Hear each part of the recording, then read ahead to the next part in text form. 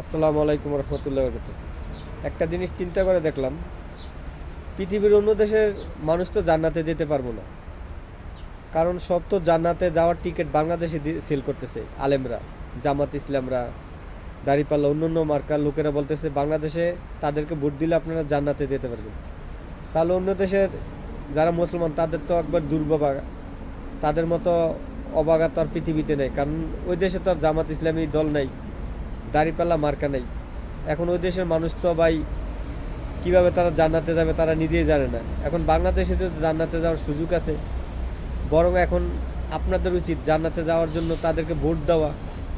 কারণ বাংলাদেশে যে জামাত ইসলামী আছে তাদেরকে আপনারা ভোট দেন, তাদের সাথে আপনারা কাজ করেন, দেখবেন বিনা হিসেবে আপনার জান্নাতে চলে যাবেন।